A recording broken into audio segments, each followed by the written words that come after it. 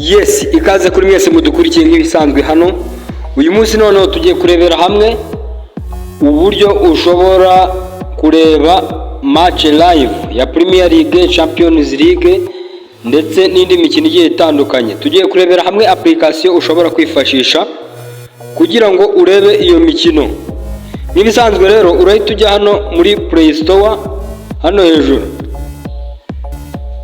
ukandeho hanyuma utegereze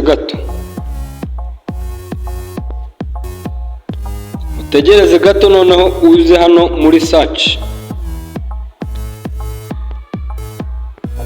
Urahita uza hano muri search, nta kindi ukora, urahita uza aho ngaho, noneho wandikemo ijambo ngo uze hano hejuru, wandikemo ijambo ngo yola kuriya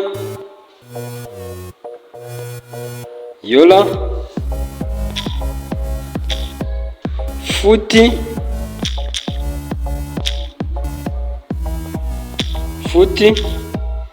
score.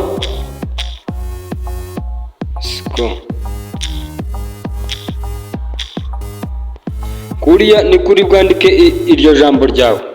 Numara kuryandikamo nta kindi uri bukore, urahita wemezamo, urahita usearching. Dore barahita bakwereka iyi application.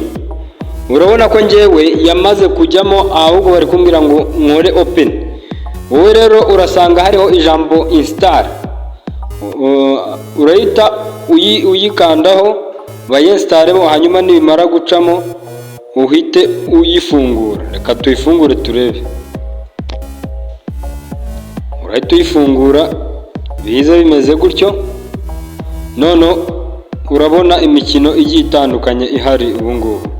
Urabona ko iyi ni imikino ibiri live. None dufata urugero,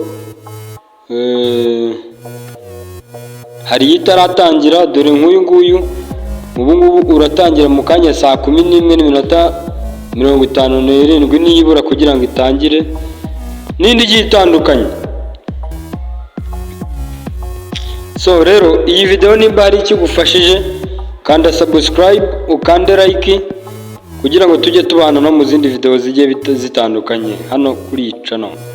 Murakoze, mukomeze mugire ibihe byiza mwe.